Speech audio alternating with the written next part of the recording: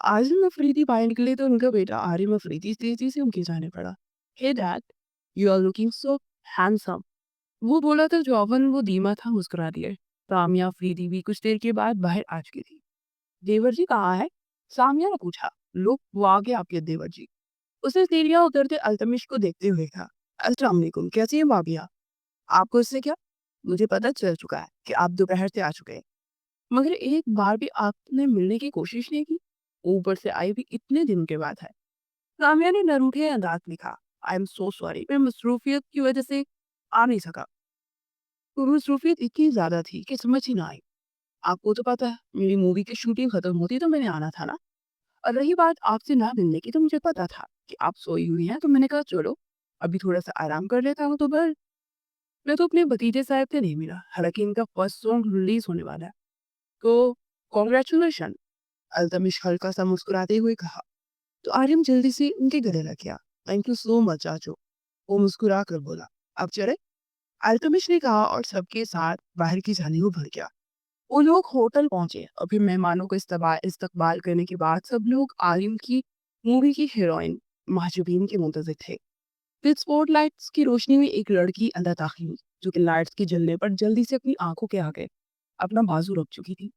फिर उसने अपना बाजू आहिस्ता से हटाया और परेशान सी इधर उधर देखने लगी। उसने ब्लैक कलर की लॉन्ग मैक्सी पहन रखी थी, जो कि बिल्कुल सादा थी और शानों पर दुपट्टा था। लंबे बाल पुश्त पर बिखरे हुए थे और आर्यन मबहूत से उसे देखता चला गया और तमिश उसकी हालत पर हंस पड़ा। इसी वक्त पीछे से महाजबीन अंदर दाखिल हुई और फिर जल्दी से महाजबीन का बाजू थाम लिया।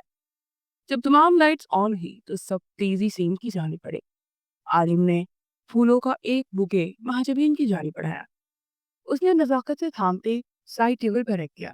हाय मिस महाजबीन, ये है मेरे चाचू और ये है मेरे बाबा, इनसे तो आप मिल चुकी हैं।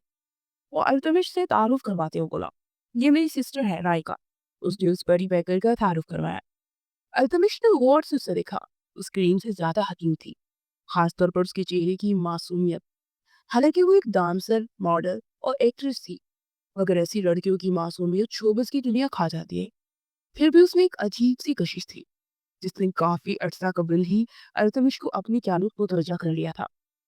फिर वो लोग मीडिया के साथ कॉन्फ्रेंस करने लगे। राइका एक साइड पर चुपचाप बैठी थी। कॉन्फ्रेंस खत्म होने के बाद आरिम उसके पास आया। आप कुछ लेंगी राइका? उसके पास आकर वो पूछा तो राइका ने नफी में सर हिलाया। क्या मैं आपके पास बैठ सकता हूँ? वो बोला तो राइका ने सर इस्पात में हिला दिया। फिर वो राइका से गुफ्तगू में मसरूफ हो गया और दूर खड़ी मार्टिन कुछ सोच रही थी। तो जो जूस की सिप लेते हुए रुख फेर ली, मगर उसका जहन तेजी से ताने बाने बना रहा था। मिस मार्जरी, ये सोच में घुमाया आप? अल्तविश ने पास आकर पूछा तो उस शख्स को देखने लगी, जोर से जहर लिख रहा था। मगर उसकी मजबूरी थी कि वो अपनी कैफियत का इजहार नहीं कर सकती थी। मगर एक चीज वो अच्छे तरीके से जान चुकी थी कि इस घर के मर्द इन दोनों बहन में बहुत ज्यादा दिलचस्पी ले रहे हैं, और ये वो चाहती थी। उसके साथ वाली चेयर पर बैठकर उससे नेक्स्ट एल्बम के मुतालिक को पूछने लगा। फिलहाल तो मेरा कोई इरादा नहीं है, क्योंकि मुझे कुछ अरसा आराम करना है, तो इसके बाद सोचूंगी। वो इत्मीनान से बोली। वैसे अमूमन पाकिस्तानी खवातीन की शादी 23 से 24 साल की उम्र में हो जाती है, मगर आपकी उम्र काफी ज्यादा ऊंच की है, शादी क्यों नहीं की? अल्तमिश ने उसे गहरी निगाहों से देखते हुए पूछा। कोई ऐसा मिला ही नहीं जो मेरे काबिल हो, और वैसे भी मेरा ज्यादा ध्यान अपने करियर की तरफ था। मुझे कुछ बनना था और वो मैं बन चुकी हूँ। सो अब उसकी बात शादी का ही सोचूंगी। अगर कोई मेरे मिजाज का मिल गया तो वो इत्मीनान से बोली। मैं अभी अब तक शादी नहीं की, क्योंकि अपने मिजाज की लड़की ही नहीं मिली। वहीं अपनी सोसाइटी में इर्द गिर्द जितनी भी लड़कियां हैं, उनका ज्यादातर मेरी तरफ रुझान इसीलिए है क्योंकि मेरा एक नाम है, एक शोहरत है, या फिर अगर कोई शादी करना भी चाहती है तो मुझे सीढ़ी बनाकर आगे बढ़ना चाहती है। मगर मैं ऐसी लड़की से शादी करना चाहता हूँ जो मेरा इस्तेमाल ना करे, बल्कि मुझसे सच्ची मोहब्बत करे, जैसे मेरे भैया की बीवी करती है। मुझे उन जैसी ही बीवी चाहिए। वो दूर खड़े आजिम अफरीदी और सामिया को देखते हुए बोला। उसके लहजे में आज भी अपनी भाभी के लिए वही मोहब्बत थी जो बरसों पहले थी। माँ जबील को वहशत होने लगी थी। वैसे मैंने सुना है कि आपके पीछे भी किसी का हाथ है। आप हमेशा जिक्र करती हैं कि आपकी कामयाबी के पीछे कोई हस्ती है जिसका नाम आप बता नहीं सकती, मगर एक वक्त आएगा कि आप उन्हें मंजर आम पर लाएगी और हम उस वक्त के मुंतज़िर हैं। मुझे लगता है कि वो कोई मर्द होगा क्योंकि अगर मर्द की ज़िंदगी में औरत होती है, तो औरत की ज़िंदगी में भी यकीनन मर्द होता है। अल्तमिश ने कहा। कुछ ज़्यादा ही दिलचस्पी नहीं ले रहे आप हम में, मिस्टर अफरीदी? मैं ज़रा और टाइप की लड़की हूँ। मेरे बारे में जहाँ आपने इतना सुना है, तो ये भी सुन रखा होगा कि मैं मर्दों से दूर ही रहती हूँ। सिर्फ प्रोफेशनल लाइफ में मेरा उनका साथ होता है। प्रो पर्सनल लाइफ में मेरा किसी मर्द के साथ कोई ताल्लुक नहीं और ना ही मैं अपने पीछे किसी मर्द का हाथ कहती हूँ। मैंने हमेशा कहा है कि मेरी कामयाबी के पीछे एक हस्ती है, जिसको मैं मंज़र आम पर चलती रहूँगी और वो असली मर्द नहीं है। मर्द को तो सिर्फ बर्बाद करना आता है, आबाद नहीं। उस सेल्फ लहजे में बोलती सामने दिखने लगी। ऐसा थोड़ी होता है। ज़रूरी थोड़ी है कि मर्द बर्बादी करता। अक्सर औकात औरतें कहती है कि उनकी कामयाबी के पीछे मर्द का हाथ है। वो बोला, ओह रियली? अगर मर्द से मुराद बाप है, तो मेरे ख्याल में मेरे पीछे बाप की नहीं है। तो मैं इसका भी सच नहीं कहूँगी। अगर मर्द के पीछे आप समझते हैं शौहर है, तो मेरे नज़दीक तो ये बिल्कुल भी मुमकिन नहीं, क्योंकि मर्द अपनी एक बीवी पर राज़ी नहीं होता, बल्कि उसे घाट-घाट का पानी पीने की आदत होती है, जैसे आपके भाईजान को। मैंने सुना है कि बरसों पहले आपके भाई ने बेवफ़ाई की थी, आपकी भाभी से। वो तंज़िया लजून बोली, तो अल्तमिश गहरा साँस भर गया। यही मेरे भाई की वाहिद ज़िंदगी की गलती है, जो आज तक माफ़ नहीं हुई। माशरे ने माफ़ी नहीं किया और करना भी नहीं चाहिए। इन्होंने भाभी की वफ़ाओं का जो सिला दिया है, उनकी इतनी सज़ा तो बनती है और बेवफ़ाई भी की तो एक बाज़ारू औरत की वज़ह से। अल्तमिश के लहजे में आज भी वही नफ़रत थी, जिसे महसूस करके उसके अंदर कुछ सुलगने लगा था। आप जैसे इंसान को इस तरह के लफ्ज़ बोलने से नहीं देखा। वो तल्ख़ लहजे में बोली, मैं औरतों की बहुत इज़्ज़त करता हूँ मिस माजुबी। अगर वो औरत आप और भाभी जैसी हो, तो मैं इसके अलावा बाकी औरतों के लिए वैसे ही लफ्ज़ इस्तेमाल करूँगा, जो मैंने अभी किया है। वो तनफ़ुर भरे लहजे में बोला, तो एक झटके से उठ खड़ी हुई।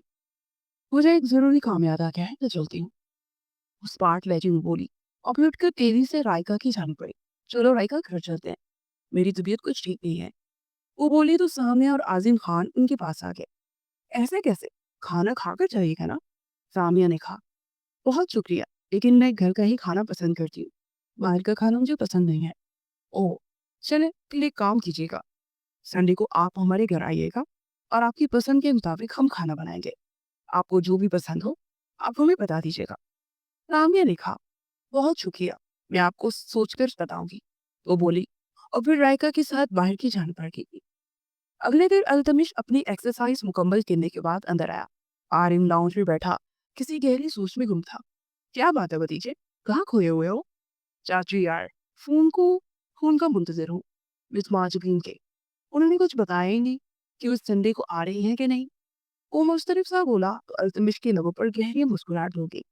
क्या यार चाचू, आप मेरा मजाक उड़ा रहे हैं? वो झंझना कर बोला, नहीं, मैं क्यों मजाक उड़ाऊंगा? मैं तो बहुत मुंतजिर हूँ कि कोई मेरा दिल भी बहुत मुस्तरब है उन्हें देखने के लिए। अल्तमिश ने कहा तो अंदर आती सामिया उसकी बात सुनकर डर रखी। क्यों? आप क्यों उनके लिए इतने मुस्तरब हैं? जरा मुझे भी बताइएगा। सामिया ने उसके कान खींचते हुए पूछा तो कहका लगाकर हंस पड़ा। मैंने सोचा कि मेरी प्यारी सी भाभी अकेले काम संभाल संभाल कर थक गई होंगी, तो इनके लिए एक अदद देवरानी ले आते हैं। वो मुस्कुरा कर बोला तो अब के बार आनंद ने आंखें फाड़ फाड़ कर उसे देखा। ओ माय गॉड, मतलब आप भी, मतलब आप प्यार में पड़ चुके हैं? लेकिन आपने गलत जगह पर दिल लगा लिया है। बहुत ही खड़ूस हैं, मर्दों से सख्त एलर्जी उन्हें। पता है, मेरे साथ जो ये सॉन्ग की शूटिंग थी ना, इसमें कपल डांस था और मैंने जैसे उनकी कमर पर हाथ डाला तो इंतहाई गुस्से से मुझे देखने लगी। कहने लगी आपने इजाजत दी कि मैं आपको छू सकता हूँ कि नहीं? आरिफ हंसते उसे बता रहा था। उसकी मुस्कुराहट मजीद गहरी होती जा रही थी। यही तो चीज़ पसंद है मुझे। अच्छा लगता है उस पर एटीट्यूड और मुझे लगता है कि वो मेरे लिए ही बनाई गई है और मैं इसके साथ कोई फ्लर्ट तो करने वाला नहीं हूँ। डायरेक्ट रिश्ता भेजूंगा तो मुझे लगता है कि वो कबूल कर लेगी। वो कंधे उचका कर बोला तो सोनिया का चेहरा खिल उठा था। मुझे तो रायका का बहुत पसंद आई है। पता है, मुझे लगा मेरा बेटा उसमें दिलचस्पी ले रहा है। अब मुझे क्या पता था, क्योंकि बड़ी बहन में मेरे देवर जी भी दिलचस्पी ले रहे हैं। सामिया खुशगवार लहजे में बोली, कौन किसमें इंटरेस्ट ले रहा है?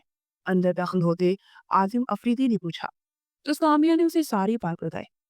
वैसे लड़की तो मुझे भी काफी अच्छी लगी, माकूल है, अच्छी फैमिली की लगती है, मगर मुझे कुछ और भी पता चला कि उनके आगे पीछे कोई नहीं है, कोई खानदान कुछ भी नहीं है। और तुम्हारे खानदानी नाम की बहुत वैल्यू होती है। आज़म ने तंज़िया लहज़े में कहा। तो अलग भींच कर रह गया। फ़िक्र मत कीजिए, मैं इस बारे में सब कुछ जाँच-पड़ताल करके ये सब कर रहा हूँ। और बहुत अरसे से ये लड़की इंडस्ट्री में है। इसका एक बहुत गरीब घराने से ताल्लुक़ रहा है, मगर फैमिली अच्छी है। उसका बाप एक स्कूल का हेडमास्टर था और काफ़ी अर्सा कबल उसकी अपनी बीवी में रोड एक्सीडेंट में वफ़ात हो चुकी थी। और इसका फैमिली बैकग्राउंड जैसा भी है, मगर बहुत शरीफ ख़ानदान है। अल्तमिश बोलता चला गया।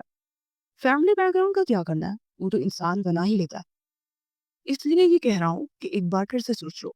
आज़िम मुफीदी ने कहा, लोगों की तरह बेवफा नहीं हूँ मैं, अपने फैसले लेना जानता हूँ। उसके लहजे में काट थी, जिस पर आज़िम अफरीदी ने मुठ्ठियां भींच ली। और लोगों से तुम्हारा क्या मतलब है? अच्छी तरह से जानता हूँ मैं। आज़िम अफरीदी ने तिल मिला कर कहा। और इससे पहले कि अल्तमिश मजीद कुछ बोलता, सामने ने उसे आंखों ही आंखों में मना किया। तो लब खींच कर अपने कमरे की जाने पड़ गया। कुछ देर गुजरी तो उसको मोबाइल बजने लगा। उसने नंबर देखा तो महाजबीन का था। उसके लोगों पर दिल फरीब सी मुस्कुराहट रक्स करने लगी। बखैर रख गई, मैं आप ही को याद कर रहा था। और देखिए, आपका फोन आ गया। बड़ी लंबी उम्र है आपकी। वो मुस्कुरा कर बोला। बहुत शुक्रिया मिस्टर अल्तमिश, लेकिन आप मुझे याद क्यों कर रहे थे? दूसरी तरफ से स्पार्क लेसे ने पूछा गया। बस ऐसे ही। क्यों? मैं आपको याद नहीं कर सकता। ऐसी दुनिया में कई मरीज़े इश्क होंगे जो आपकी एक झलक देखने के लिए आपको हमेशा याद करते होंगे। बहुत धीमी सी मुस्कुराहट से वो बोला। तो दूसरी तरफ एक पल के लिए खामोशी छा गई। अच्छा, मैं इस संडे को आपकी तरफ डिनर के लिए आ रही हूँ। कुछ देर के बाद इसी तरह से उसने कहा। तो अल्तमिश के चेहरे पर मुस्कुराहट गहरी हो गई। Thank you so much miss, कहीं आप इस काबिल हमें समझा आपने। हमारी दावत को आपने कबूल किया। मैं भाभी को भी जाकर खुशखबरी देता हूँ। वो बोला और दूसरी तरफ से खुदा हाफिज बोलकर कॉल काट दी गई। सच में बड़ी खड़ूस लड़की है ये। वो बड़बड़ाता हुआ बाहर निकल गया। खुदा खुदा करके आज इतवार का दिन था। आर्यन की निगाहें तो बार बार गेट की जानी उठ रही थी। फिर मगरिब से कुछ देर पहले माँ जबीन और रायका पहुंच चुकी थी। आज भी रायका लॉन्ग फ्रॉक के साथ बड़ा सा दुपट्टा शानों पर फैलाए हुए थे, जबकि माँ जबीन प्लाजो और कॉलर वाली शर्ट के साथ पॉनीटेल बनाए अपनी उम्र से काफी कम दिखती थी। वो 28 साल की थी, मगर बामुश्किल 23-24 की लगती थी। वो सबसे मिलने के बाद लिविंग रूम की जाने पड़ गए। बातों बातों में रिश्ते की बात छेड़ी तो माँ जबीन चौंक गई। आपका बेटा अगर मेरी बहन को पसंद करता है तो उसे चाहिए कि कुछ इस से जाने दे, फिर उसकी बात पर रिश्ते वगैरह तय करेंगे। मेरे ख्याल में मियाँ बीवी का रिश्ता बनने से पहले दोनों में अंडरस्टैंडिंग जरूरी होती है।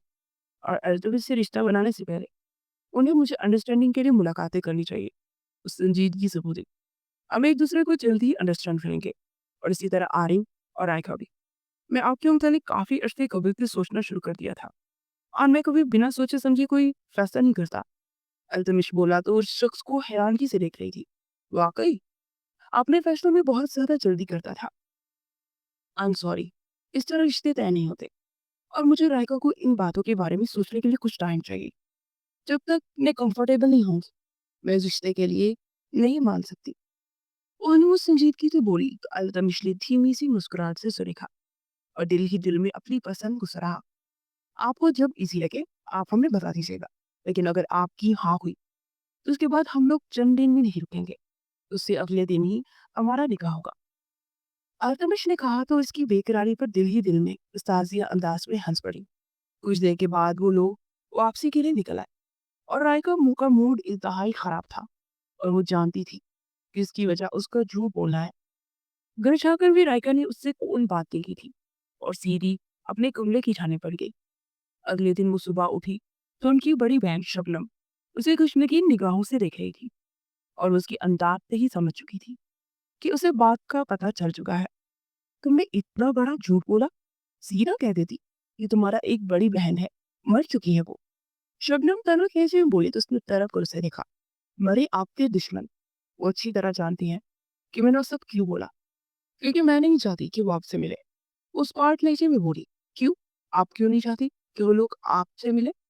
क्या इसलिए कि एक सादा मिजाज है और उन्हें हमारी तरह बटर बटर अंग्रेजी बोलनी नहीं आती? क्या आपके लिए ये शर्म का बायस नहीं है? हमारी अपिया ने हम पर जान निसार की है। आप और मैं आज जो भी है सिर्फ और सिर्फ उनकी वजह से है। राइका गुस्से से बोली। तुम इस वक्त बहुत गुस्से नहीं हो, तो हमें इस पर बात नहीं करनी चाहिए। और हाँ, आज तुम तैयार रहना। तुम्हारा और आर्यन का आज बाहर गेला है और तुम्हें अच्छे अच्छी तरह से जानना चाहिए, क्योंकि अनकरीब तुम्हारी और उसकी शादी होने वाली है। माँ जबीन ने सुकून भरे लहजे में कहा, मैं हर किस नहीं शादी करूंगी, और इस तरह अपिया के बिना तो बिल्कुल भी नहीं। वो अटल लहजे में बोली, हमारे रिश्ते अपिया के बिना ही पक्के होंगे, और इनकी क्या वजह है तुम्हें वक्त आने पर बता दी जाएगी। महाजबीन ने कहा, मुझे अभी और इसी वक्त वो वजह जाननी है, वरना मैं कभी शादी नहीं करूंगी। रायका ने जिद्दी अंदाज में कहा। तो महाजबीन ने हाथ में पकड़ा हुआ चम्मच दूर से टेबल पर पटका। बोला है ना, वक्त आने पर तुम्हें हर बात का जवाब दूंगी। इस वक्त मैं तुम्हारी किसी बात का कोई जवाब नहीं दे सकती। वो गुस्से से बोलती उठकर वहां से चली गई। कमरे में आकर उसने दो तीन गहरे गहरे सांस पड़े। फिर वो पुरसुकून हुई तो बाहर निकल आई, और शाम को उसने बड़ी मुश्किल से रायका को आरिम से मिलने के लिए तैयार किया। फिर उसके बाद आरिम और रायका काफी दिनों से एक दूसरे से मिलते रहे, और रायका के हर हर अंदाज से शर्म और हया झलकती थी, और आज उसे बकायदा प्रपोज कर चुका था। मगर वो बिना जवाब दिए ही वापस चली गई थी। तब से आकर वो खुद से लड़ रहा था। अल्तमिश अभी घर वापस पहुंचा था, जिसके नंबर पर माँ जबीन की कॉल आने लगी। वो जल्दी से कॉल उठाकर स्पीकर पर कर चुका था। माँ जबीन, बात कर रही हूँ, दूसरी तरफ से बोली। जी बिल्कुल जानता हूँ। दरअसल मैंने आर्यन और रायका के रिश्ते के लिए हाँ करने का फैसला किया है, क्योंकि रायका ये चाहती है। दूसरी तरफ से माँ जबीन ने कहा, और मेरा आपका रिश्ता? वो बेताब मेरे लहजे में बोला, वो मैं आपके बड़ों को बता दूंगी। अल्लाह हाफिज। माँ जबीन ने कहते हुए कॉल काट दी। उसे गुस्से से मोबाइल की जानिब देखा। वैसे चाचू, जितने ज्यादा मुंतजिर है ना उनके जवाब के लिए, वो उतना ही लेट कर रही है, और मुझे बड़ा ही मजा आ रहा है ये बात देखकर। आर्मी शरारती अंदाज में बोला तो इसलिए इसे एक घर की सी था। और और हंस मुझ पर। वैसे तुम्हें शर्म तो नहीं आती ना? बड़ी बदतमीज हो। एक और बात कान खोल कर सुन लो, तुम्हारी और मेरी शादी एक ही दिन इकट्ठी होगी। ये बात गिरा बात है। अगर मेरी नहीं हुई ना मेरे प्यारे, मैं तेरी नहीं होने दूंगा। तो इसके रुखसार को थपथपाते हुए बोला, तो मुंह बसोर कर तानिया की जाने देखने लगा। यार मम्मा, इस मामले में मैं अपने देवर जी के साथ हूँ। सामने की बात पर वो फखर से गर्दन पकड़ा कर देखने लगा। दूसरी तरफ आरिम मुंह फैलाकर बैठ गया, और तनिष ने अपने कमरे में आते ही कॉल की तो कॉल उठा ली। जी। दूसरी तरफ से महाजबीन की आवाज सुनाई दी। यार आप क्यों सर पा रही हैं मुझे? अगर आपको शादी नहीं करनी तो ना बोल दीजिए ना। इस तरह मुझे इंतजार की शुरू पर मत लटकाइए। वो बेबसी भरे लहजे में बोला तो दूसरी तरफ से खामोशी छा गई। तो ठीक है, मेरी तरफ से ना समझी, दूसरी तरफ से कहा गया। और अल्तमिश का दिल टूट गया, और उसने कॉल काटते अपना सर हाथों में गिरा दिया। पूरी रात एक पल के लिए भी वो सो नहीं पाया था, और सुबह वो नाश्ते की टेबल पर आया तो वहां बैठी महाजबीन और रायका को देखकर ठहर गया। फिर सलाम करता हो उनके सामने वाली चेयर पर बैठ गया। अब आप लोग नाश्ता करें और शॉपिंग के लिए निकले। दुल्हा हजरात की ड्रेसेस देने हैं।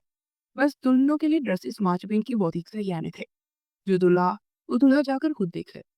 उस बार ने जब बोला तो सबने एक दूसरे को देखा, और फिर सब हंसते चले गए। अच्छा अच्छा बस करो, मेरे प्यारे से देवर जी का इतना सा मुंह निकला है। सो मेरे प्यारे से देवर जी, माजबीन ने मेरी देवरानी बनने के लिए हाँ बोल दी है। सामिया की बात पर उसने माजबीन की तरफ देखा, जो कि उसे देखते ही मुस्कुराकर कंधे उचका गई।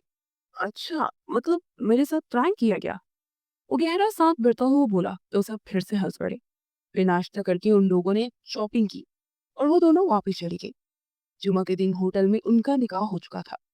उनकी शादी की खबरें सोशल मीडिया पर ट्रेंड बनी हुई थी, और निकाह पे पूरा मीडिया लॉयल कवरेज कर रहा था। 7 दिन के बाद शादी के फंक्शंस थे, और निकाह के बाद अल्तमिश उसे लेकर बाहर आया, और उसके कमर में हाथ डालते करीब करता उसके लोगों पर झुका, और सिबले को उनको छूता। माजबिन जल्दी से अपनी मोमी हाथ उसके लबों पर रखती उसे रोक गई। यार मत कर पाइए, उसके हाथ को हटाते हुए बोला तो जल्दी से दूसरा हाथ उसके सीने पर रखी। प्लीज अल्तमिश, अभी नहीं। उसे पीछे को धकेलते हुए रोक फेर कर बोली तो अल्तमिश उसके ग्रेस पर चिंचिलाहट का शिकार हुआ। अगर वो गहरा सांस भरता खुद को कंपोज करता, उसे पीछे हक करता करीब कर गया। फिर उसकी गर्दन रुखसार पर अपने सुलगते हुए लपटता चला गया, और वो इसके नम से खुद को जलता हुआ महसूस कर रही थी। फिर वो इसे आहिस्ता से छोड़ता हुआ पीछे हुआ, और दीवार से टेक लगाए उसे गहरी निगाहों से देखने लगा। फंक्शंस की खत्म होते ही वो दोनों इन्हें घड़ी तक छूट न आए। आरे में झुककर रायका के माथे पर लग रखे और सिमट सी गई। गाड़ी आगे बढ़ी तो सीट की बैक से टेक लगाए गहरी गहरी सांस बनने लगी। उसे अपनी गर्दन और रुखसार अभी भी जलते हुए महसूस हो रहे थे। गाड़ी पोर्च में खड़ी हुई तो वो अपनी भारी ड्रेसेस संभालती अंदर आई तो वहां बैठे अजान को देखकर वो ठटक गई। वो संजीदगी से देखता पास आया और उन्हें गहरी नजरों से देखने लगा। आज भी इनकी आंख से एक आंसू टपका और फिर दूसरा और फिर दूसरे ही पल वो 20 साल अजहान के सीने से लगी पलक पलक कर रोती। और जहान की आंखें भी सुर्ख अंगारा थी। शबनम भी सर झुकाए रो रही थी और आयका परेशान सी सिचुएशन समझने की कोशिश कर रही थी। उसने आज तक महाजबीन को रोते हुए नहीं देखा था। उसे तो हमेशा लगा था कि उसका दिल और खरूस है। फिर वो जहान से दूर होती जाकर शबनम की गोद में सर रखे रोती। अजहान ने रायका के गिर्द बाजू खिलाकर उसके सर पर बोसा देते उस हाथ लगाया। माही, रायका आप आराम कीजिए दोनों। शबनम ने कहा तो दोनों चुपचाप उठकर अंदर की जाने पड़ गई। वो कमरे में आते ही शॉवर लेने चली गई। शॉवर के नीचे खड़ी नीम गर्म पानी से मल मल के अपने रुखसार और गर्दन को साफ करी थी। उसे खुद से कराहत महसूस हो रही थी। फ्रेश होकर निकली तो उसका फोन बज रहा था। उसने स्क्रीन पर देखा तो अल्तमिश की वीडियो कॉल थी। उसका हलक कड़वा हो गया। उसने दो तीन गहरे गहरे सांस भरे। अपनी कॉल अटेंड करते सामने ड्रेसिंग पर मोबाइल रखते टॉवल से बाल साफ करने लगी। उसे बाथरूम में देख वो एक पल के लिए मबहूत सा रह गया। अरे आप इस वक्त क्यों ना आई? वहाँ ठंड है, वो बोला। बस बाल उलझ गए थे तो शॉवर लेना पड़ा। वह बालों में टॉवल लपेट कर अपने हाथों को मॉइस्चराइजिंग करने लगी थी। यार दिल बेताब हो रहा है तुम्हें यूं इस तरह देखकर। और मायने खेज अंदाज में बोला तो वो लब खींच के रह गई। इस वक्त फोन क्यों किया है? उस बार लहजे में पूछा उसने। क्यों किया? मैं फोन नहीं कर सकता क्या तुम्हें? बीवी हो मेरी। अल्तमिश ने कहा। मगर मेरे आराम करने का वक्त है mister Afridi. So good night. वो जल्दी से बोली। पहले अच्छे से गुड नाइट तो बोल दे। वो हल्का सा मुस्कुराकर बोला तो वह मुश्किल मुस्कुराई। ये कैसे बोलते हैं? वो तजाहिल आरफाना अंदाज में बोली। चले कल मुलाकात कीजिए फिर सिखा दूंगा। वो मुस्कुरा कर बोला। ऐसे आप माशाल्लाह से 36 साल के हैं जबकि मैं 28 साल की हूँ। तो ऐसी टीन एज हरकतें जेब ही देती आपको। वो बोली तो अल्तमिश कहका लगाकर हंस पड़ा। हम असल में उम्र याद ही नहीं रखते। समझे मैं 26 का और तुम 20 की हो। और ऐसे भी रोमांस का उम्र से क्या ताल्लुक? वो बुझला सहज अंदाज में बोला। आप मुझे 20 साल का बना रहे हैं मगर मुझे खुद से 40 साल की फीलिंग आ रही है। और भूमरों में रोमांस कम ही होता है। वो भी इस बार मुस्कुरा कर बोली तो दूसरी तरफ से अल्तमिश देखते यार हंस पड़ा। मतलब तुम किसी तरह भी मुझे रोमांटिक नहीं होना देना चाह रही यार। दूसरी तरफ वो सेट आप भरकर बोला तो लग खींच कर उसे घूरने लगी। अच्छा यार अब ऐसे तो मत देखो। चलो अब मुझे गुड नाइट किस दो फिर मैं बन के देता हूँ कॉल। वो इत्मीनान से बोला। मुझे नहीं ये सब आता इतनी प्लीज मुझसे इस बात की तवक्का भी मत रखिएगा। Good night. उस तरफ चेहरे से बोली। उफ क्या शर्माती हैं आप यार। कुछ दिन के बाद मेरी बाहों में यूं शर्माएंगी ना तो मैं मर ही जाऊंगा। वो सीने पर हाथ रखकर बोला तो दिल ही दिन में बड़े मोतबिर अलकाबात से उसे नवाजने लगी। Good night mister Afridi. वो बोलती हुई कॉल काट गई। दूसरी तरह से वो लब कुचलते मोबाइल को दिखता उसके रवैये पर गौर करने लगा। 2 दिन के बाद वो आज आरिम के साथ उसके घर आया था और वो मुलाजिम से तारीफ के बाद अंदर दाखिल हुआ तो अंदर लाउंज से हंसने की आवाजें आई थी। उसे खिलखिलाकर हंसता देख थम गया और फिर निगाह जैसी उसके साथ लड़के पर पड़ी तो ठहर गया।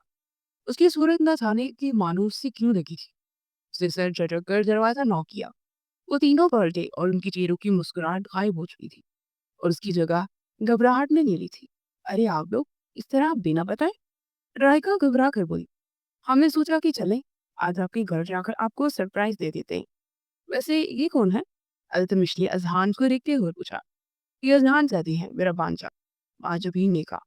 आपकी बड़ी बहन के बेटे हैं? और वैसे आपकी बड़ी बहन कहाँ है? और ये निकाह में शामिल भी हुए थे क्या? अल्तमिश ने इर्द गिर्द देखते हुए पूछा। ये आज आया है ना और अभिया को 2-4 दिन लग जाएंगे। लेकिन वो बारात वाले दिन जरूर आएंगी। ओह अच्छा। And nice to meet you भांजे। वो हाथ बढ़ाकर बोला तो अजहान ने इस बार चेहरे से हाथ मिलाया। चलो अजहान बाहर डिनर पर चलते हैं। अल्तमिश ने कहा। आप लोग डिनर पर जाएं मेरे सर में दर्द है। अजहान ने कहा फिर बिना कोई बात किए और अंदर की जाने पड़ गया। उसी अंदाज पर अल्तमिश ने लकीश की। उसे वाकई उसका मिजाज बहुत बुरा लगा। दर्द से बहुत ज्यादा थक गया है इसलिए इतना रूड हो रहा है। आज भी उसकी नागवारी भांपते हुए बोली। उसके तने हुए आसाम गीले पड़ गए। अच्छा एक काम करते हैं मैं और आप अलग चलते हैं और आर्यन और लाइका अलग। ताकि हम लोग कपल्स अकेले टाइम स्पेंड कर सकें। और अल्तमिश के बाजू को थामते हुए बोली। तो अल्तमिश ने खुशगवार अंदाज में उसे देखा। हाँ जरूर। अल्तमिश ने कहा। तो चलिए फिर निकलते हैं। वो मुस्कुरा कर बोली और फिर वो दोनों बाहर निकले। आर्यन उसकी गाड़ी लेकर चला गया था और वो महाजबीन की गाड़ी में जा रहा था। फिर होटल में पर्सनल रूम बुक करा कर खाना मंगवाया। वो खाना खाते हल्की फुल्की गुफ्तगू कर रहे थे। फिर पास खड़े बेटे ने ट्राइफल पकड़ने लगी तो पूरा बाउल उस पर उल्ट गया। वो हड़बड़ा कर रुकती अपने बाल साफ करने लगी। I am so sorry ma'am, I am really sorry. Waiter के पास गया था। तुम्हारे हाथ काम नहीं करते क्या? मैं भी नौकरी से निकलवाता हूँ। अल्तमिश दहाड़ कर बोला। वेटर मजीद घबरा गया। मैम प्लीज प्लीज मुझे माफ कर दे। मैं बहुत परेशान था। मेरी बीवी अस्पताल में है। तो बच्चा होने वाला है तो ध्यान भट गया। वो नाम वैसे भी बोला। बकवास बंद करो। वो बहाने होते हैं तुम्हारे पास। और तुम इस होटल में नजर नहीं होगे। अल्तमिश चीख उठा। उस आके तो जान जब तक उस सफाक आदमी को दिख रही थी जिस पर जरा बराबर तरस नहीं खा रहा था। एक कर बड़ी याद आया था तो आंसू टप टप गिरने लगे। प्लीज अल्तमिश बस करे। एक काम मुझसे आपसे भी हो सकता है। और आप जाइए।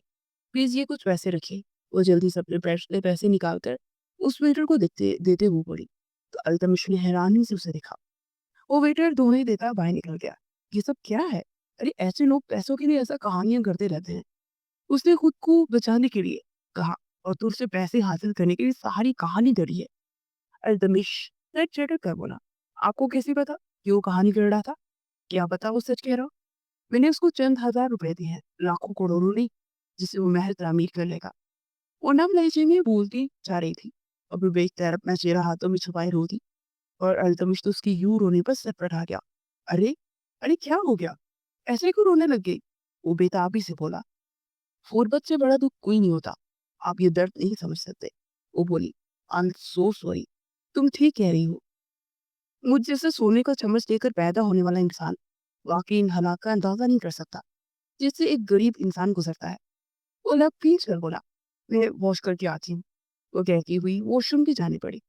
अपने कुछ देर के बाद करती। ये नल नहीं चल रहा। जरा देखिए प्लीज। वो बाहर निकल कर बोली तो उठकर वॉशरूम में आया। तो नल खोलना चाहा तो वो खुला ही नहीं। उसने मजीद जोर आजमाई की तो नल टूट गया। और छत पर लगे शावर से छम छम पानी बरसने लगा। पानी हल्का सा नीम गर्म था। वो भीगे चेहरे से अपने बाल हटाते हुए मुड़ी तो उसका पाँव मुड़ा। और इससे बने को वो फसल थी। और नरमी से उसे अपनी बाहों में बढ़ता देखने लगा। उसके भीगे होंठ उसके अंदर हलचल मचा रहे थे। उसी दीवार से लगातार उसके लोगों को अपनी दस्तरस मिलेगा। उसे भी अपने साथ मदहोश कर गया। फिर वो शर्ट उतारता उस पर अपनी मोहब्बत बरसाने लगा। फिर वो एकदम से पीछे धकेलते बाहर जाने लगी तो उसकी बाजू से नजीक कर फिर से दीवार से लगा गया। वो प्लीज अल्तमिश, ये सब ठीक नहीं। वो बेचैनी भरे लहजे में बोली। आज मत रुको वरना ये दीवाना मर जाएगा। वो बेखुद अंदाज में उसके लोगों को छूने लगा। तो फिर से उसकी साइड से होती गुजरने लगी तो उसे पीछे से बाहों में भर गया। प्लीज अल्तमिश। वो कांपते लहजे में बोली। मुझे हक है माय लव। वो गंभीर लहजे में बोलता उसे सीने में भींच गया। फिर बाथरूम उसे थमाते हुए बाहर निकल गया। वो फ्रेश होकर निकली तो बाथरूम में था। मैंने कपड़ों को कह दिया है उस दिन में भाभी की असिस्टेंट देकर आ जाएगी। वो बोला तो कुछ कहे बगैर कांपती हुई बेड पर बैठ गई। सर्दी लग गई है। उसके नीले पड़ते होंठों को देखकर बोला। जी जी पानी बहुत ठंडा आ गया था। वो कांपते हुए बोली। व्हाट? तो मेरी जान तुम बाहर निकल आती। उसे शीश की बड़ी निगाहों से देखते हुए बोलता। हीटर ऑन करने लगा मगर वो भी नहीं चल रहा था। इंतहाई बेकार होटल है। वो गुस्से से रिमोट पटक कर बोला। और फिर उसके बाल खुशक करता बेड पर लेटा था उसके बराबर आस के उसके हाथों को अपने सीने पर रख किया। उसके सीने से लगी अभी भी कांप रही थी। उसे खुद ने भींच गया। फिर कुछ ही देर में वो पुरसुकून होकर सो गई। वो अपने जज्बात पर काबू पाते उसे तकिए पर सीधा करता बैकग्राउंड से टेक लगाता उसके सभी चेहरे को देखने लगा। बस कुछ दिन और ये दूरी फिर पूरे हक से जताऊंगा मैं। उसे देखते हुए बोला और फिर दरवाजा नॉक होने पर वह चौंक उठा। और दरवाजा खुला तो वेटर कपड़ों का बैग ही खड़ा था। वो बैग रखता उसके बराबर आकर लेटकर उसे खींचकर अपनी बाहों में भरता। उसका सर सहलाते हुए आंखें मूंद गया। माजूबीन की आंख खुली तो कमरे में घुप अंधेरा था। उसने हाथ इधर उधर मारा तो अल्तमिश की भीड़ पर हाथ रखते वो चीखें मारती हुई उठी। और उसी वक्त लाइट्स ऑन हुई और पूरा कमरा रोशन हो गया। वो हड़बड़ाकर माजूबीन को देखने लगा जो कानों पर हाथ रखे चीखें मार रही थी। माही रिलैक्स। ये मैं हूँ। उसने कंधों से झिंझोर कर बोला तो चीखना बंद कर दी। इर्द-गिर्द के माहौल को देखती उसकी तरफ मुड़ी, तो शर्टलेस सिर्फ ट्राउज़र में था और खुद बाथरूम में थी। "तुम ठीक हो माय लव?" उसके करीब होकर बोली तो मधुर अंदाज में पीछे हुई। "आप आपने मेरी नींद का फ़ायदा उठाया? How dare you!" दूसरे मर्दों जैसे ही निकले चीप और घटिया। वो गुस्से से बोलते ही बेड से उतर गई। उसकी बात पर अल्तमिश के माथे पर बल पड़े। "खुद को तो देखो, तुम जिस तरह थी वैसे ही हो। बातों पे मैं निकली थी और उसी में हो। और मैं सिर्फ तुम्हारे पास लेटकर तुम्हारी सर्दी कम कर रहा था और कुछ नहीं। तुम मुझे इतने हल्के किरदार का समझ रही हो?" वो कर बड़े लहजे में बोला। तो सर थाम कर वॉल क्लॉक की जाने देखने लगी, जहाँ पर रात के 2 बज रहे थे। Oh my God! इतना टाइम हो गया। सब घर में इंतजार कर रहे होंगे। वो हड़बड़ा कर बोली, "ये तुम्हारे कपड़े हैं, चेंज कर लो। मैं छोड़ देता हूँ।" उसने जीत के बड़े लहजे में बोला और फिर अपनी शर्ट पहनने लगा। वो कपड़े बदल कर निकली तो उसे लेकर बाहर आ गया। वो घर छोड़कर उसकी काली पोस्ट को लगाकर उसे यूं ही गुमसुम छोड़े बाहर निकल गया। उस सड़क पर चलता जा रहा था और दिल बहुत बुरी तरह दुख रहा था। उसकी मोहब्बत का जवाब में हमेशा सर्द लहजे में बात करती रही और उसने बुरा तकदीर बनाया, मगर आज उसकी किरदार पर शक करके उसके दिल के कई टुकड़े कर चुकी थी। वो टैक्सी करवा कर घर पहुंचा और कमरे में आया। कितनी देर मोबाइल हाथ में थामे देखता रहा कि उसका शायद कोई सोई का मैसेज आ जाए, मगर उसकी तरफ से तो ये पूछने के लिए कॉल भी नहीं आई थी कि वो खैरियत से घर पहुंचा भी कि नहीं। वो पूरी रात नहीं सो पाया। वहां जब इन जैसे ही लॉन्च में आई तो शबनम वहीं बैठी थी। "कहाँ रह गई थी तुम?" वो बिना जवाब दिए उसके पास आकर उसकी गोद में सर रखकर लेट गई। "अब पिया?" उसका दिल दुखा। वो बहुत अफसरदा था। तकलीफ उसके चेहरे से जाहिर हो रही थी। "मगर मुझे खुशी महसूस नहीं हुई। मुझे खुश होना चाहिए कि अल्तमिश अफरीदी तकलीफ में है, मगर खुशी मुझे नहीं हो रही।" उस दिन उसके छुआ तो कराहत महसूस हो रही थी और आज उसका लफ्ज भी अच्छा लग रहा था। "क्यों क्यों हो रहा है ये सब? मुझे नफरत करनी है अल्तमिश अफरीदी से, मगर मेरी नफरत उसकी मोहब्बत के आगे क्यों हारने लगी है? मैंने बरसों इंतजार किया कि मैं अल्तमिश अफरीदी से इंतकाम ले सकूं, तो फिर मुझे क्यों बुरा लग रहा है?" वो चीख उठी थी और आंसू टप टप उसके रुखसार को भिगो रहे थे और शबनम की आंखें भी भीगी। "छोड़ दो ये इंतकाम, अपनी जिंदगी को शुरू करो और मैं अज़हाम को लेकर दूर चली जाऊंगी।" शबनम ने कहा तो उसके आंसू टरटर गए। "हरगिज़ नहीं, आप और अज़हान मेरी जान है और मैं आपको कभी दूर नहीं जाने दूंगी और आपका और अज़हान का हक जरूर दिलवाऊंगी। 20 साल पहले जो नहीं मिल सका वो अब मिलेगा।" वो अटल लहजे में बोली। "ऐसा क्या हुआ था 20 साल पहले? और क्या हम लोग अफरीदी फैमिली को 20 साल पहले से जानते हैं? बताए ना मुझे।" वो इन दोनों के कदमों में बैठते हुए नम लहजे में बोली। शबनम ने लब खींच कर उसे देखा और फिर उसे माजी के बारे में बताती चली गई।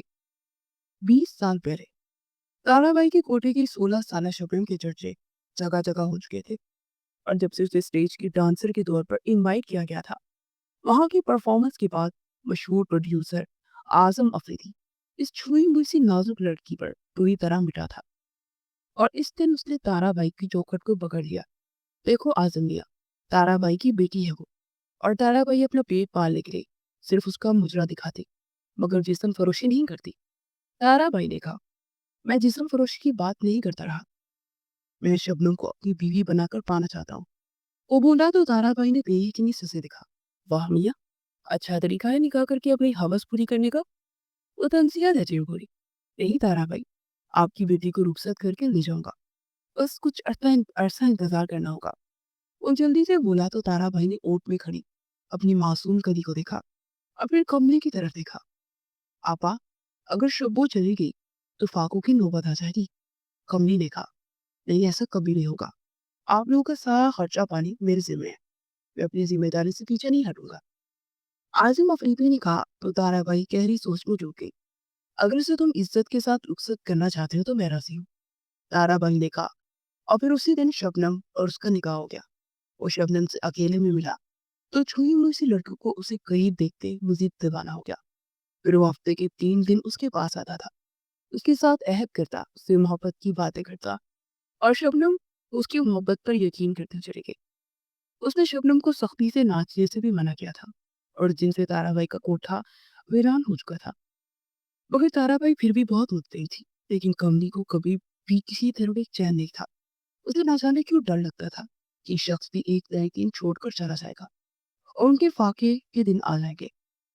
कमली ने अपने जानने वाले आदमी से लड़कियां लाने को कहा। कमली का एक आदमी बूटा सिंह 2 बच्चियां लेकर आया, और बच्चियां कोई और नहीं, 7 साल महाजबीन और 2 साल रायका थी। अरे किसी माँ के कलीजे को नोचा है तुमने, ताराबाई चीख चीख कर बोल रही थी। और आजिम अफरीदी उस रात उसके पास ठहरा था। उस शोर शराबे से वो दोनों जल्दी से बाहर आए, तो शबनम उन प्यारी सी बच्चियों को देखकर साकित रह गई, और आसिम भी ताज्जुब से देख रहा था। बूटा लेकर आया है, वो कह रहा है कि इन बच्ची के माँ बाप मर चुके हैं, और चचा चाची ने घर से यतीम खाने में भेजा था, और दरुलमान की औरत हमारे जानने वाली है, तो इसलिए दिए ये जवान होकर इस कोठे की रौनक को फिर से बहाल करेगी। कमली बोली, शर्म आनी चाहिए कमली मासी तुमको, इतनी मासूम सी बच्चियों को कोठे पर बिठाना चाहती हूँ, वो भी अपने रिस्क के लिए। रिस्क देने वाली जात अल्लाह की होती है, अल्लाह पर यकीन नहीं है तुझे मासी? वो इंतहाई गुस्से से बोलती चिपट कर उनका हाथ 2 साल रायका को पकड़कर सीने से लगाते हुए बोली, देख रही है आपा, कैसे बात कर रही है मुझसे? जब से अफरीदी साहब से इसका निकाह हुआ है, इसकी तो आंखें माथे पर चढ़ गई है। जिस दिन ये शख्स छोड़कर चला गया ना, उस दिन रोते भी ना तुम दोनों माँ बेटी। अपने याद करना इस कमली को। आज के बाद ये कमली तेरे कोठे पर नहीं रहेगी, फिरोजा के कोठे पर जा रही हूँ मैं। कमली गुस्से से बोलती महाजबीन को पकड़कर वहां जाने लगी, तो महाजबीन ने उसे जोर से धक्का दिया। Don't touch me. वो अब नफरत से बोली, तो कमली ने गुस्से से उस पर हाथ उठाना चाहा, तो उसने उससे गुस्से से उसका हाथ जकड़ लिया। मैं बच्ची जरूर हूँ, मगर मेरे अभी ने मुझे जूडो कराटे सिखाया है, तुम जैसों को मैं सबक सिखा सकती हूँ। वो चीख उठी, और सब लोग आंखें फाड़े हुए देख रहे थे। जा कमली, दफा हो जाए यहाँ से, ये बच्चियां यही रहेंगी। तारा भाई ने कहा, लो, ऐसे कैसे रहेंगी? इन्हें पैसे खर्च किए हैं, बूटा को मैंने पैसे दिए हैं। कमली बोली। फिर आजिम अफरीदी ने अपनी जेब जेब से चेक बुक निकाल के 5 लाख का चेक साइन करके उसे थमाया। जितने में तुमने ये बच्चियां खरीदी हैं, ये इससे बहुत ज्यादा होंगी। आजिम अफरीदी ने कहा, तो कमली कीमत और निगाहों से देखती ही वहां से चली गई, और इसे इंतकामन अफरीदी प्रोडक्शन के ओनर यानी आजम अफरीदी के वालिद हारून अफरीदी को मिलकर सारी बात बता दी। फिर जिस दिन आजिम अफरीदी बाजार हुसन गया, तो अल्तमिश उसका पीछा करता वहां पहुंच गया। उन कमती गलियों से गुजरते अल्तमिश का दिमाग खोल उठा, और उसने तहकीक की तो उसे पता चला कि अफरीदी आजम अफरीदी ताराबाई की कोठे पर आता है, और शबनम बाई से निकाह किया है। वो बिछड़े हुए अंदाज में ताराबाई के कोठे पर पहुंचा। भैया, भैया, वो चिल्लाकर आजम अफरीदी को पुकारने लगा। आपको तमीज नहीं है? इसके घर ऐसे नहीं आते। माजूबीन तीखे लहजे में बोली, तो तनक्कुर बड़े अंदाज में उसे देखने लगा, और उसी वक्त आजिम अफरीदी बाहर निकले, तो गुस्से से पागल हो गया। एक नीच प्रचलन औरत के लिए आपने हम सबको धोखा दिया, वो चिल्लाया। पर खबरदार, इससे आगे एक लफ्ज भी बोला। आजम अफरीदी ने चीख कर कहा, ये औरत के लिए आपने भाभी को धोखा दिया, अपने मासूम बच्चे को धोखा दिया। अब आप यहाँ से चलेंगे, वरना पापा को बुलाना पड़ेगा। अल्तमिश की धमकी पर वो लपेट कर थर थर कांपती शबनम की जाने पड़ा। मैं फिर आऊंगा, ये कहकर अल्तमिश के साथ वहां तक चला गया। फिर 10 दिन गुजर के वो नहीं आया, मगर उसकी तरफ से खत आया, जिसमें उसने बताया कि वो बाबा की वजह से बहुत मजबूर है, शायद वो कभी दोबारा ना मिल सकेंगे, मगर पैसे भेजता रहेगा। उस मुख्तसर खत को पढ़ते बेहोश हो गई। दाई ने आकर देखा तो बताया कि वो हामिल है। दाई बाई गुमसुम सी हो गई। कमली रोज आकर ताने देती, और ताराबाई सर झुकाए सुनती। तो शबनम से छुपकर ताराबाई ने नन्ही महाजबीन को डांस सिखाना शुरू कर दिया, और शबनम को जिस दिन पता चला, उसने पूरा कोठा सर पे उठा लिया। फिर एक रात वो इन दोनों को लेकर उस कोठे से निकल आई कि अफरीदी हाउस पहुंची। शबनम की जिस्म की बनावट से आजम अफरीदी को पता चल चुका था कि वो माँ बनने वाली है। अल्तमिश गार्ड से बोलो, इस गंध को बाहर निकाले। हारून अफरीदी चीख उठे। शबनम गिड़गिड़ाने लगी, मगर वहां तो सब फिरौन बने खड़े थे, और आदिम अफरीदी मजनूनों की तरह सर झुकाए खड़ा था। अल्तमिश ने गार्ड्स को बुलवाकर शबनम को और नहीं बाहर निकाला। तुम जैसे बाजारू औरतें हमारी हमदर्दी के लायक नहीं है। जाओ, जाकर इस गंध पर मरो, और ये रखो पैसे, और चाहिए हो तो बता देना। अल्तमिश तर तेजिन बोला। अब ऐसों की गुब्बी शबनम की गोद में फेंकते अंदर की जाने पड़ा, और माँ जबी ने अपनी चुपर उतार कर उसकी कमर में मारी, और उसे नासिबा गालियां देता उसके पास आया, और एक जोरदार थप्पड़ उसके रुखसार पर रिसीव किया, तो वो दूर जा गई। फिर वो गाली बकता अंदर चला गया। माँ जबी ने शबनम के हाथ से गड़ी पकड़ी और अंदर आई, और इसी वक्त अल्तमिश बोला, ओए यू डोंकी मोंकी, अपने पैसे रखो अपने पास, और तुम जैसों के पैसों पर थूकती बने। वो बड़ी जोर से उसके मुंह पर फेंकते हुए बोली, यू बिच। और मुठियां बेचकर छटांग भर की लड़की को देखने लगा, जिसकी आंखों से शौले निकल रहे थे। खुदा के लिए तुम लोग की हर खुशी गम में बदल जाए। खुदा करे तुम लोग वैसे तड़पो जैसे हम तड़प रहे हैं।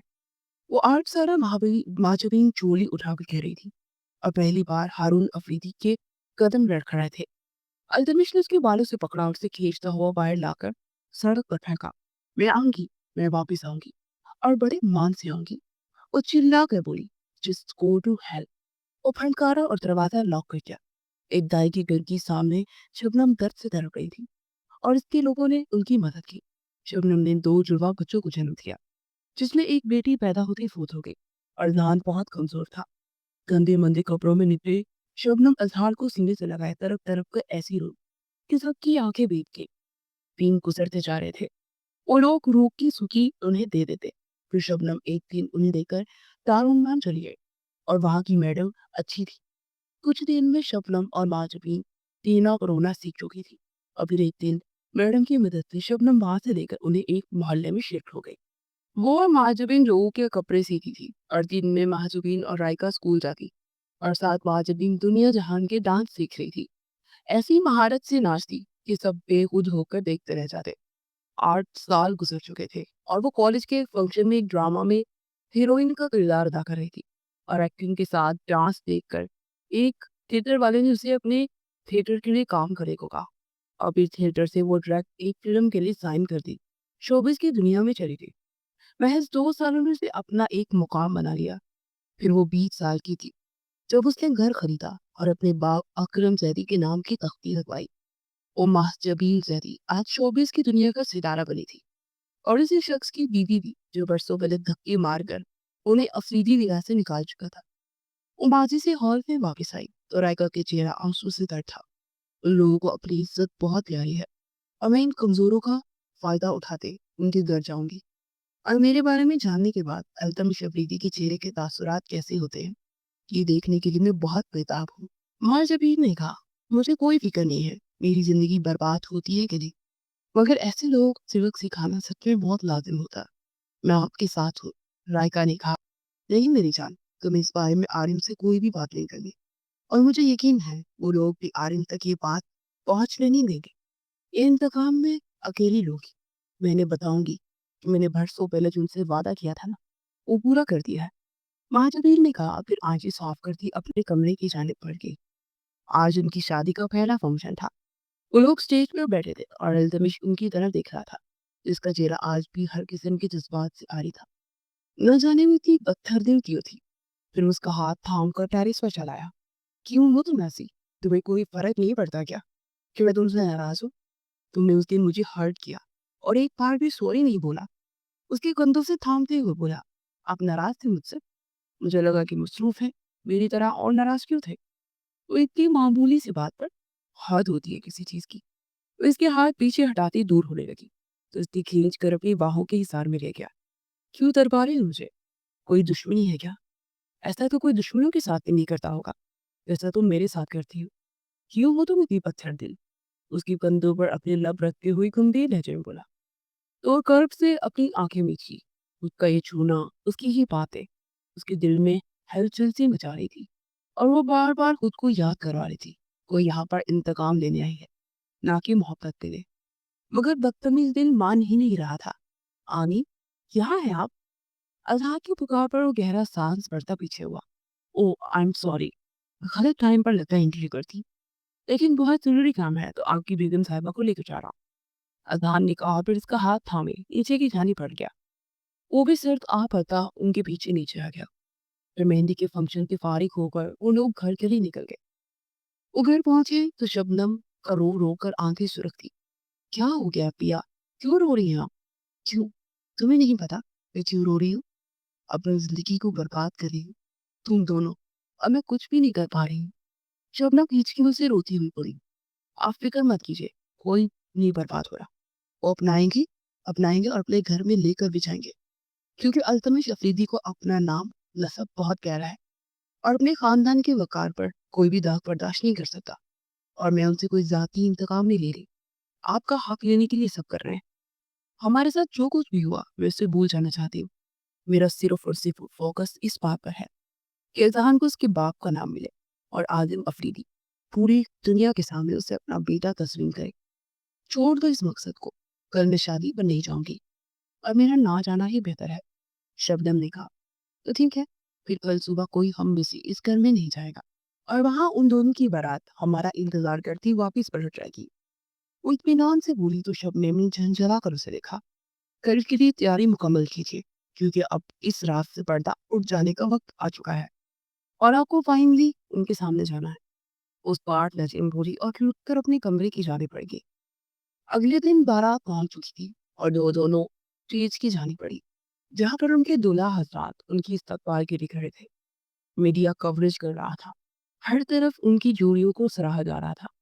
उन दोनों का हाथ हमें जहान स्टेज पर आया और स्टेज पर आते ही मीडिया को इशारा करके अपनी तरफ बुलाने लगी। वो लोग तेजी से पास है और उनकी तस्वीर लेने लगे। मुझे आप सबको इस हस्ती से मिलाना है जिसे मिलने के लिए आप परसों से इंतजार कर रहे हैं। वही हस्ती जो मेरी कामयाबी के पीछे है। प्लीज वेलकम मोहतरमा शबनम सदी। उसने तारीफ करवाते हुए कहा। फिर सीढ़ियों से स्पॉट लाइट्स पड़ी और वहां अल्हान खड़ा था। उसके साथ ही पीछे शबनम सामने हुई तो आजन अल्तमिश और सामिया ताकत लगे। अल्तमिश ने जख्मी निगाहों से उसे देखा जो रायका के साथ रेत से उतरकर शबनम की तरफ बढ़ रही थी और वो दोनों उसकी गले लग चुकी थी। अल्तमिश मुठ्ठियां भींच कर खड़ा था। क्रू शबनम को लेकर तेज बढ़ा गई। फोटोशूट के बाद शबनम साइड वाले सोफे पर बैठी। अपनी चेहरे पर मुस्कुराहट लाइए वरना मीडिया सोचेगा कि जरूर कोई ना कोई बात है और कैसी सुर्खियों में अफरीदी फार्मे की बातें ही होंगी। सो कीज माय लव। वो मुस्कुराती हुई बोलती जा रही थी और अंतरिक्ष गुस्से से जैसे पागल हो रहा था और सामिया का चेहरा तो धुआं धुआं हो रहा था मगर आजम अफरीदी गुमसुम से खड़ी थी। रुखसती करवाकर वो लोग घर पहुंचे तो अल्तमिश ने अंदर आते लाउंज के वस्त में ऊपर एक टेबल पर पड़ा क्रिस्टल का वास उठाकर जोर से सामने एलईडी पर मारा क्योंकि वहां उसकी शादी का फोटोशूट दिखाया जा रहा था। तुम लोगों की हिम्मत भी कैसी उनमें धोखा देने की। उसके कंधे से पकड़े चीख कर बोला। आवाज धीमी रखिए मिस्टर अफरीदी क्योंकि मैं ऐसे लहजे बर्दाश्त नहीं करती। और हाँ, मैं यहाँ कोई बाप तो नहीं आई हूँ। बाकायदा बैंड बाजा बारात लेकर गए थे आप। मेरे इश्क में पागल थे आप। दूसरी बात, बरसों पहले मैंने कहा था ना कि मैं वापस आऊंगी। लो, ये आ गए। अब निकालो यहाँ से। कैसे निकालते हो? वो सोफे पर बैठते इत्मीनान से बोली। क्या हो रहा है ये सब? कोई मुझे बताएगा? आर्यन में बेचैनी भरे लहजे में कहा। तुम्हें पता नहीं ये कौन है? ये वही है, बाजारे हुसन की तवाइफे। इनका किसी शरीफ माँ बाप से ताल्लुक नहीं है। अल्तमिश चीख कर बोला तो आर्यन का राव मुताखिर हो गया और वह लड़खड़ा कर पीछे होता सोफे पर बैठ गया। देखो आर्यन, हमारी कोई दुश्मनी नहीं आकत हुई और तुम मेरी बहन से मोहब्बत के दावेदार हो तो तुम्हें इस बात से किसी किस्म का कोई फर्क नहीं करना चाहिए। हम शरीफ बाप की बेटी है। हम बाजारे हुसन में बेच दिया गया था। अगर वहां की तवाच शबनम पाई तो इस माशरे की शरीफ ज़्यादा से बहुत अच्छी निकली जो कि डट की हमारी खातिर। पूछिए अपने भाई से जिस दिन हम बेची गई थी उस दिन इसी कोटे में थे और मैं खरीदने वालों को पैसा देकर उन्होंने खरीद कर शबनम बाई को दे दिया। पता है ना आदिम भाई कि हम सच कह रहे हैं कि झूठ। खैर, छोड़ो इन बातों को। मुझे मेरा कमरा दिखा दीजिए ताकि मैं जाकर कुछ देर आराम कर सकूं। उसने गोंद भरे लहजे में बोली और फिर चलती हुई रायका के पास आई जो गुमसुम खड़ी थी। जाओ, तुम भी अपने कमरे में। और तुम्हें किसी किस्म की लड़ाई की कोई जरूरत नहीं है। अपनी जिंदगी को शुरू करो। अगर आर्यन तुम्हें अपनाना चाहता है तो उसका हाथ थामने में देर मत करना। वो बोली तो आर्यन ने उसका हाथ थाम लिया। वो धीमा सा मुस्कुरा दी। आपका बेटा मोहब्बत निभाना जानता है आजिम अफरीदी। वो बोली और फिर मुलाजमा के साथ अल्तमिश के कमरे में आ गई। अल्तमिश गुस्से से आजिम अफरीदी को देखने लगा। आपकी गलतियों की वजह से आज हमारा पूरा खानदान मुसीबत में फंस गया है। तवाइफ हो, वो चीखा। और मेरे ख्याल में हम जैसे लोगों से ज्यादा इस बाजारे हुस्न के लोगों में इंसानियत होती है। हम जैसे लोग बात बरादरी नामो नसब के नाम पर एक दूसरे को कत्ल कर देते हैं। वहां ऐसा नहीं होता। अफरीदी आजम अफरीदी ने तनक भेजे में कहा और सामिया की जाने पड़े। फीकत मत कर। बाबा से किया गया वादा मरते दम तक निभाऊंगा। कभी भी तुम्हारे साथ बेवफाई नहीं करूंगा और मैंने कभी की भी नहीं थी। मेरा गुनाह ये था कि मैं दूसरी शादी की क्योंकि मुझे मोहब्बत थी। तुम इन दिनों बाबा की प्रोडक्शन हाउस और फैशन डिजाइनर कंपनी को संभाल रही थी। तुमने इस फैमिली के लिए ये सब किया, मैं मानता हूँ। मगर एक शौहर क्या चाहता है बीवी से, तुम इस बात को नहीं पता। इसलिए मैं भटकता हुआ शबनम के पास पहुँच गया। जो सुकून मुझे तुमसे चाहिए था, मुझे वहाँ मिला। मैंने शादी कर ली, मगर उसकी हिस्से में सिर्फ़ 2-3 रातें थी, मगर बाकी के सारे दिन तुम्हारे हुए और ये शबनम ने मुकर्रर किए थे। मैंने निकाह के बाद बताया था कि मैं शादीशुदा हूँ। वो बहुत रही थी, नाराज़ भी रही थी। फिर उसके बाद उसने कसम दी थी कि मैं उससे ज़्यादा तुमसे करीब रहूँ और इसकी वजह से मैं तुम्हारे पास ज़्यादा वक़्त गुज़ारता। मगर तुम्हारे पास मेरे लिए कोई टाइम ही नहीं होता था। हर वक़्त मेरे देवर जी, मेरे बाबा जी यही तुम्हारी ज़ुबान पे होता। जैसे बाबा जी को लगता था कि मैं इकलौता हूँ, वैसे तुम्हें भी लगने लगा। शायद इसीलिए तुम अपना मकाम बनाना चाहती थी और तुमने बना लिया, मगर मैं सबको हारता चला गया। उसकी तरफ अब भी तुम इनसिक्योर मत होना, क्योंकि वो कभी भी वापस नहीं आएगी मेरी ज़िंदगी में तुम्हारी इजाज़त के बिना। अगर वो चाहती ना, तो पूरी दुनिया को इकट्ठा करके अफरीदी हाउस के बाहर धरना दे सकती थी, मगर उसने ऐसा नहीं किया, क्योंकि वो मेरे और तुम्हारे बीच कभी आना चाहती ही नहीं थी और चली गई। वो चुपचाप यहाँ से और दोबारा अपनी औलाद को लेकर यहाँ नहीं आई। अगर वो चाहती तो अपनी औलाद के नाम पर यहाँ पर आ सकती थी। आज़िम अफरीदी भी फट पड़े थे। वो सर झटक कर बाहर निकल गया। उसका कमरे में जाने का कोई इरादा नहीं था।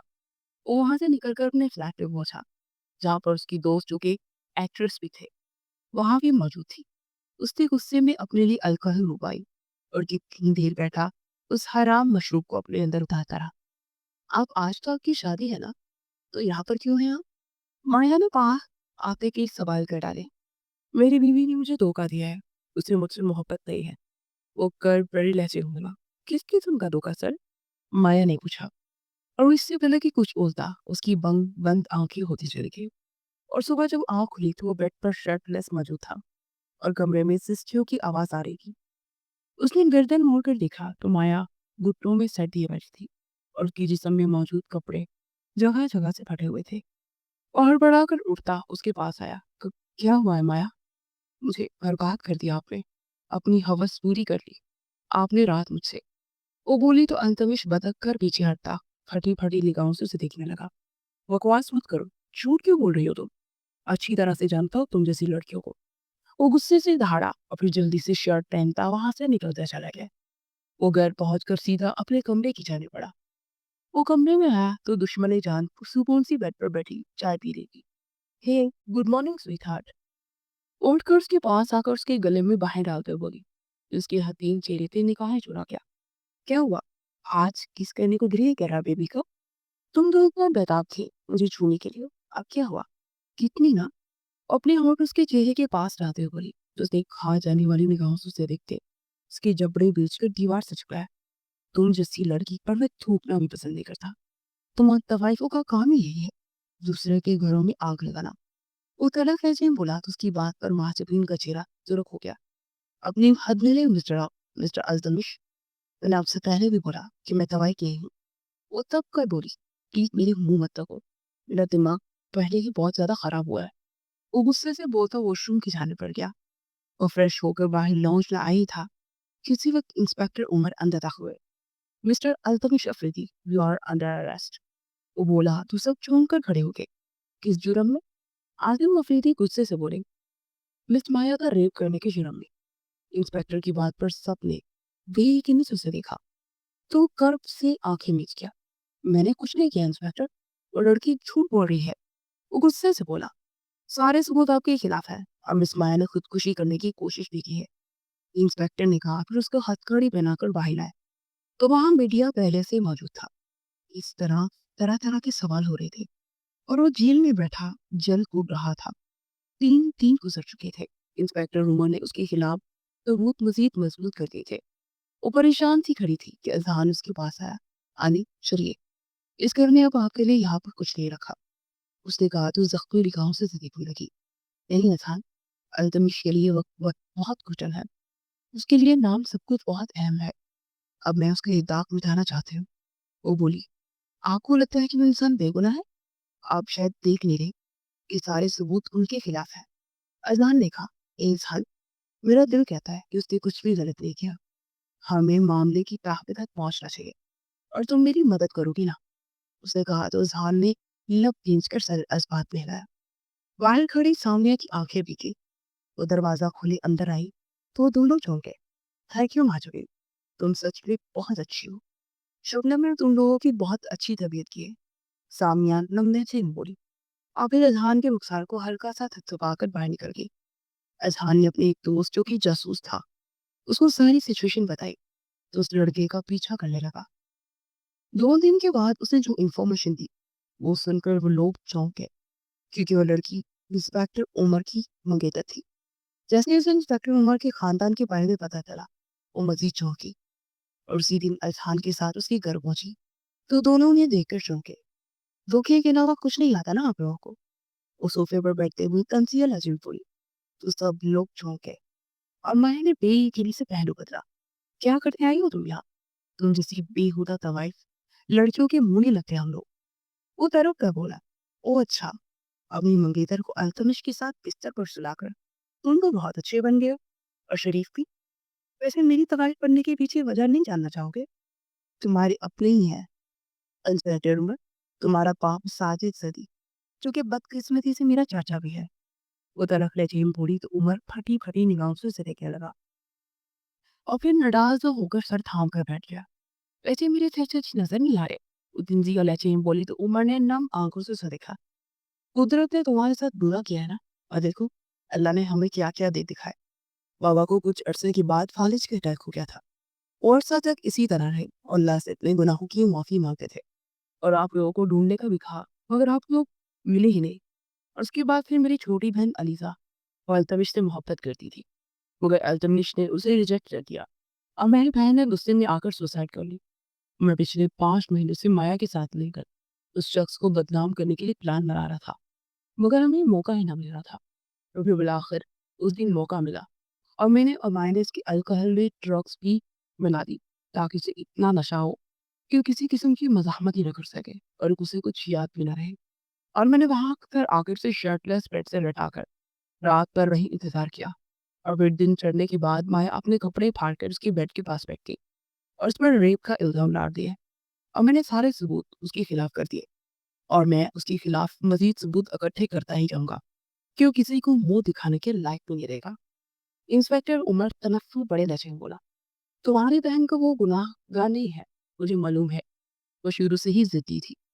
तुम्हारे बाप और तुम्हारी बहन के साथ जो कुछ हुआ उसको तुम कुदरत की सजा समझकर भरी नहीं हो सकते। हमारे एक एक दिन का हिसाब देना बाकी है। तुम्हारा बाप नहीं तो तुम दो। वो सर लची बोली, देखो तुम्हारे साथ जो भी जाते हुई है ना, इसका मैं अजाना इस तरह कर सकता हूँ कि तुम्हारा तुम्हारा दर्द लौटा दूंगा और इसके अलावा मुझसे किसी भी किस्म की उम्मीद मत रखना। और ये जो कभी मत सोचना कि तुम्हारे शोहर को मैं छोड़ दूंगा, क्योंकि इसको तो मैं कड़ी से कड़ी सजा दूंगा। भले मेरी बहन ने खुदकुशी खुद की है, मगर उसकी वजह वही शख्स था। इंस्पेक्टर उमर ने सर लहजे में कहा तो तासुब से उसे देखने लगी। तुम्हारा बाप और तुम्हारी बहन सबके सब एक जैसे हो, सिर्फ अपने बारे में सोचने वाले। और फिक्र मत करो, मैं अपने शौहर को तो इस जेल से रिहा करवा कर ही रहूंगी। वो गुस्से से दौड़ती उठ खड़ी हुई। मैं इंस्पेक्टर उमर हूँ, का मामूली इंसान नहीं। वो मुतकब्बिराना अंदाज में बोला, अल्लाह को गरूर पसंद नहीं है, तीर का तवा तीर जरूर होता है। इंस्पेक्टर उमर और तंजिया कहते हुए बोली और बाहर निकलकर उसने अपनी गली में मौजूद लॉकेट को देखा जिसमें छोटा सा मिनी कैमरा छुपा हुआ था। पर अजहान ने उस कैमरे से मुंसलिक यूएसबी में मौजूद वो वीडियो रिकॉर्डिंग निकाली और उसे जाकर डीएसपी साहब को दिखाया तो उनकी पूरी फोर्स हरकत में आ चुकी थी और वीडियो मीडिया तक पहुंच चुकी थी और मीडिया पुलिस स्टेशन पहुंच चुका था। डीआईजी साहब थाने पहुंचे तो इंस्पेक्टर उमर ने देखकर चौंक गया। हमें तुम पर फख्र था, तुम एक बहादुर अफसर हो, मगर तुमने अपनी ताकत का नाजायज फायदा उठाया, वो भी अपनी जाति इंतकाम लेने के लिए। तुमसे तुम्हारा ओहदा छीना जाता है। डीआईजी साहब ने दहाड़ कर कहा तो उसने फक चेहरे से पीछे से आते महाजबीन को देखा। खुद को बड़ा तीसमार खान समझते थे, मगर तुम तो गधे निकले। तुम इंस्पेक्टर थे, मगर तुमने अपना सारा प्लान बड़े फख्र से मुझे बता दिया। वो चौबाया छुपा कर बोली तो इंस्पेक्टर उमर ने गुस्से से उसे दिखा। फिर वहां से सलाखों के पीछे खड़े अल्तमिश के पास आई।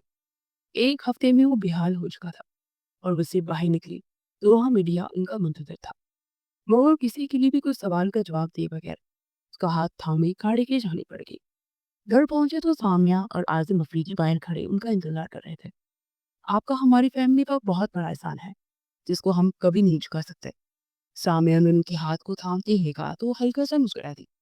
फिर वो कमरे में आ गए। अल्तमिश तो आते ही नहाने चला गया। वो नहाकर बाहर निकला तो माँ जबीन सोफे पर बैठी अपनी नीर स्क्रीन कर रही थी। तुम्हें क्या लगता है तुम्हारे धोखे को माफ कर दूंगा? मैं माफी मांग नहीं रही, वो बनाकर बोलती पलटने लगी।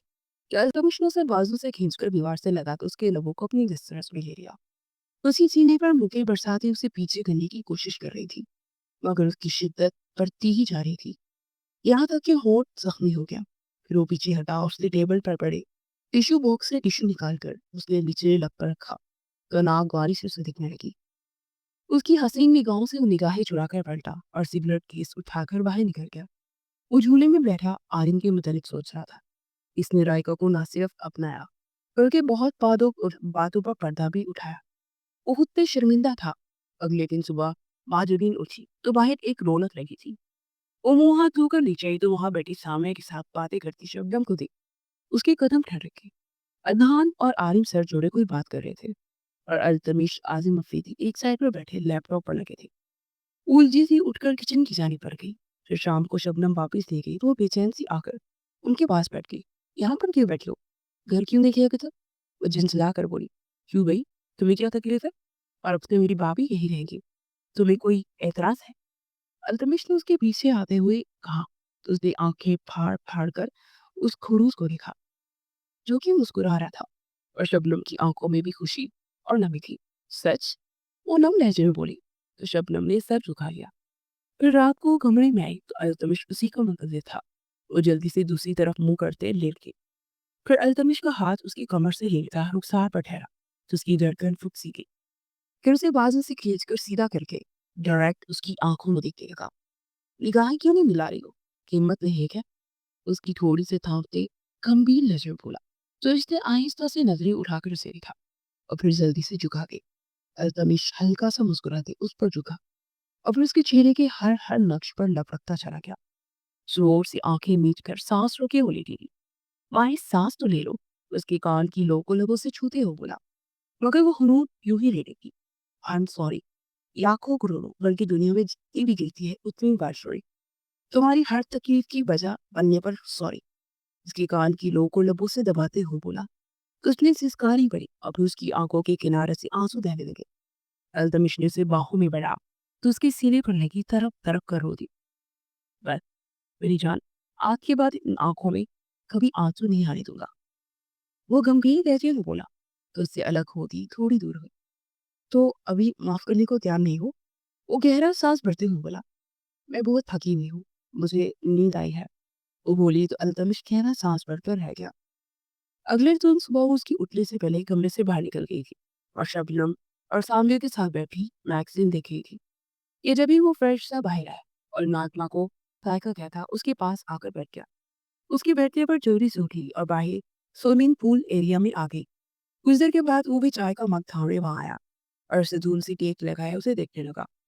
आपके साथ मतलब क्या है? क्यों बोल रहे हैं आप?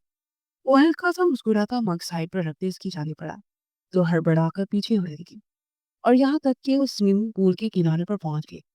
अल्तमिश ने पीछे देखा और फिर उसकी कमर में हाथ डालता स्विमिंग पूल में गिरा तो वह हड़बड़ाकर बाहर निकलने लगी। फिर अल्तमिश उसकी कमर में हाथ डालने से करीब करता उसके लबों को नरमी से दस्तरस मिल गया और महाजबीन ने गुस्से से उसके निचले होठों पर काटा तो हड़बड़ाकर पीछे हुआ। और द फज हुआ दर्द मुझे भी हुआ था। वो इत्मीनान से बोलती बोलने लगी कि वो जल्दी से उसे खींचकर बाहों में पड़ गया। तुम होठों के अलावा कहीं भी काटा तो कुछ नहीं बोलूंगा। वो बोला तो उसने मुड़कर उसे देखा तो उतारिए शर्ट। वो बोली तो अल्तमिश ने छटपटा कर उसे देखा। क्या हुआ? निकल गई हवा? बस बड़ी थोड़ी चोट नहीं आती। उतारिया लहजे में बोली। अल्तमिश ने संजीदगी से उसे देख गई। अपने शर्ट के बटन खुले तो अब की बार सरपटाने की बारी उसकी थी। अब लो अपना बदल। वो बोला, मुझे जरूरी काम है। वो गड़बड़ाकर बोलती तेजी से पलटने लगी कि उसकी कमर में हाथ डालता उसकी आंखों में देखने लगा। डर गई क्या? अल्तमिश ने उकसाया तो गुस्से से उसके एन दिन के मुकाम पर अपने दांत काट चुकी थी। अल्तमिश मसनूर कर दर्द महसूस करती आंखें नीच गया और पीछे हटी तो उसके दांतों के निशान तो थे और आसपास हल्की हल्की खून की बूंदें। महाजबीन ने नम आंखों से उसे देखा और फिर नरमी से उस पर लब रखे तो वो हल्का सा मुस्कुरा गया। कहीं प्यार तो नहीं हो गया मुझसे? वो शरारती लहजे में बोला तो उसकी गले लगी, तड़प तड़प कर होती। अल्तमिश उसे यूं ही बाहों के हिसार में लिए खड़ा था। फिर उसे गोद में उठाए, स्विमिंग पूल से बाहर आकर गोद में उतारा। आज रात मत कर पाना, वरना जान निकल जाएगी।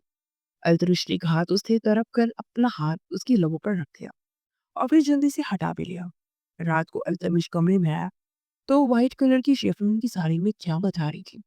अल्तमिश उसे बाहों में भरे उस पर अपना हक जताने लगा। I love you sweet heart. वो गंभीर लहजे में बोली, आई लव यू टू। वो नम लहजे में बोलती उसे जैसे खुशी से पागल कर गई और वो उससे अपने प्यार की बरसात में वो खोता चला गया।